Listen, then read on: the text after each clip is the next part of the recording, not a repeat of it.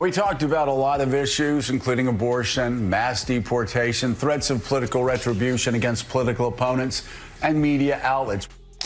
Oh, I bet you really laid down the gauntlet, Joe. I bet you walked in there and just let him have it, didn't you, Joey? We've learned nothing! Even those putting up resistance to Trump's agenda don't seem to understand who they're dealing with. It turns out Bill Maher isn't the only one pointing out how the media often contradicts itself. Surprisingly, more people are beginning to notice that news channels like MSNBC and CNN may not be the most honest or fair. Instead of providing balanced reporting, they seem to push the views of powerful elite groups. And now Jon Stewart has joined the critics. Yes, really. As the presidential race gets closer, Stewart didn't just question these networks, he completely tore them apart. He held nothing back, calling out their selective coverage, especially when MSNBC refused to show a controversial post shared by Donald Trump.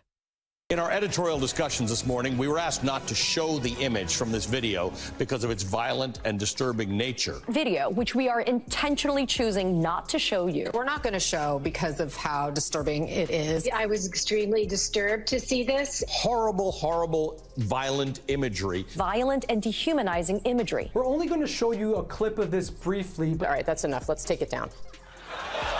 At first, the way people were talking about this made it seem like a serious crisis.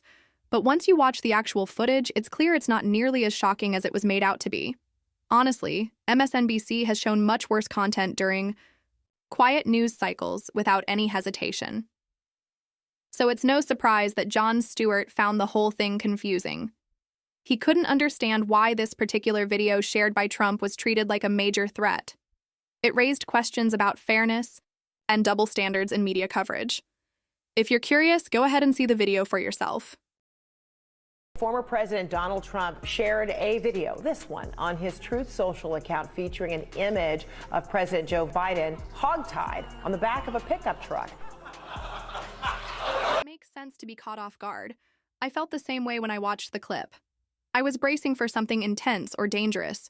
Instead, it turned out to be a Trump fan driving a truck with a badly edited picture of Joe Biden attached to the back. That's all. But the news channels didn't just tell it like it was. They acted like it was the end of the world. The headlines became dramatic. Talk shows exploded with debates, and the situation was treated like a massive threat. Jon Stewart, surprisingly, didn't let it slide. He spoke up and exposed the exaggeration. That's what was so disturbing and dehumanizing. You wouldn't show it on television, and an airbrushed Biden decal on the back of a truck? That's what they claimed was offensive and dehumanizing. A fake picture of Biden stuck to the back of a truck. Let's be honest, networks like MSNBC have shown far worse. We've all watched scenes from riots, floods, wars, and terrible crashes without them blinking an eye.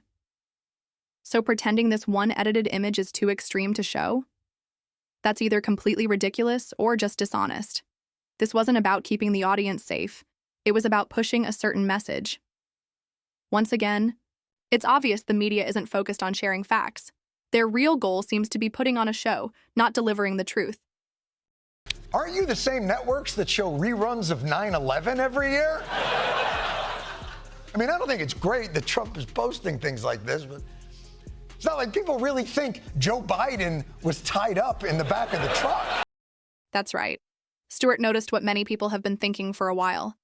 These news outlets have no problem playing the most heartbreaking scenes from 9/11 every year, slowing everything down, analyzing each moment, and discussing it endlessly. But when a fake image of Biden tied to a truck appears, suddenly they act like it's too dangerous to show, as if their audience is made of children. MSNBC constantly shows destruction, pain, and fear when it helps their story. But the moment something challenges their side, it's censored immediately. This isn't about kindness. It's about power, controlling what you see, think, and believe. Stewart sees right through it. Image, but it's plastered on the tailgate of the pickup truck. So if you're driving behind it, it would appear as if Joe Biden were actually restrained on the vehicle's flatbed. If you think that's really Joe Biden tied up on the back of the pickup truck, I don't know that you have the mental acuity to be operating a motor vehicle. Seriously, who would actually believe that a fake image of Joe Biden on the back of a truck means he was really being dragged around like something out of a crime movie? It's clearly edited, and no one with common sense would think it was real. Yes, Biden sometimes appears a bit confused in public, but even he's not about to walk into a parking lot and chain himself to someone's truck. Let's remember, this is the president.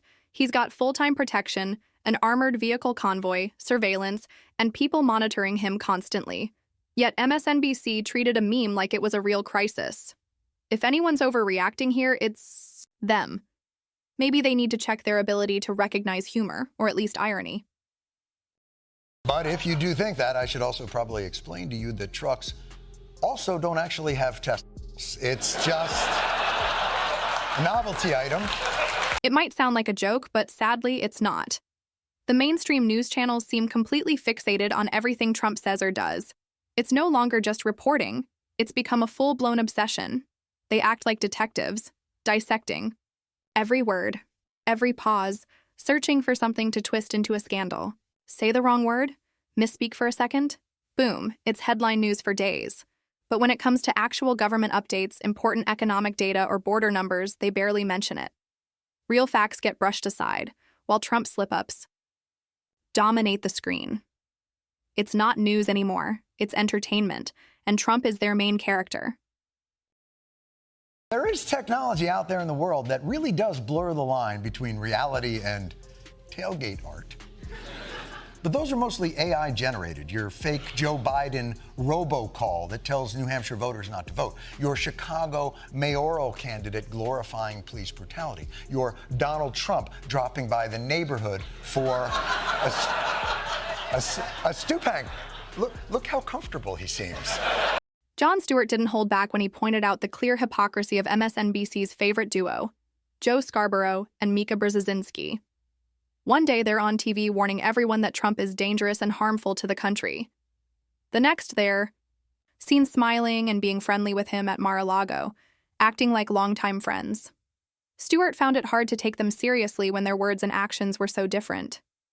You can't call someone a major risk to democracy and then casually hang out with them like nothing happened. Stewart simply highlighted what many viewers were already noticing, but no one was saying. Friday, we were given the opportunity to do just that. Joe and I went to Mar-a-Lago to meet personally with President-elect Trump. And for those asking why we would go speak to the president-elect during such fraught times, especially between us, I guess I would ask back, why wouldn't we? Because you said he was. Look, if you've spent months calling Trump the biggest danger to the country, maybe don't be the first one smiling at his private resort buffet. And before anyone says I'm being unfair, let's just use some simple reasoning. If your whole image is based on criticizing Trump to boost your preferred candidate, what do you tell your audience when you suddenly cozy up to the guy? What message does that send?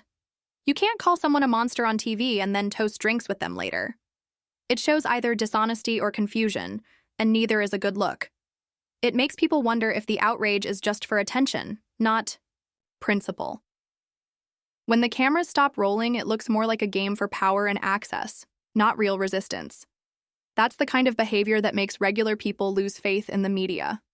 We talked about a lot of issues, including abortion, mass deportation, threats of political retribution against political opponents, and media outlets.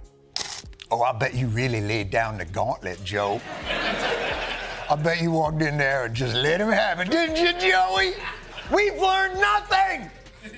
Even those putting up resistance to Trump's agenda don't seem to understand who they're dealing with. I've said it before and I'll say it again. Republicans are playing chess and the Democrats are in the nurse's office because they glued their to their thigh.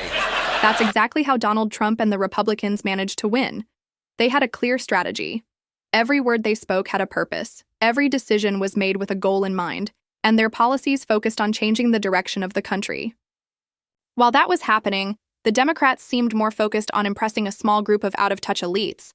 They pushed ideas that didn't connect with everyday people. On the other hand, Republicans talked straight to working Americans. The ones most affected by government rules. They didn't waste time trying to sound trendy or overly polite. They offered practical answers, and that's why they won. It wasn't just a political win. It was a loud reminder to Democrats that they've lost touch with many voters. The election that we just had was a repudiation of the status quo, an overly regulated system that is no longer responsive or delivering for the needs of the people or their beloved behatted squirrels. Oh, R.I.P. Peanut. In the end, it wasn't just a victory for the Republicans. It was a win for common sense. While the Democrats were focused on trying to please the woke elite, Trump and his team stayed focused on what the country really needed: solid policies, and a message that spoke to everyday Americans. Every step they took was carefully planned, and each statement had a purpose. Meanwhile, the Democrats' focus on identity politics and division only made them more disconnected from the real problems people faced. When the votes were counted, it was clear If you liked what we shared, tap like, subscribe, and stay tuned for more interesting videos.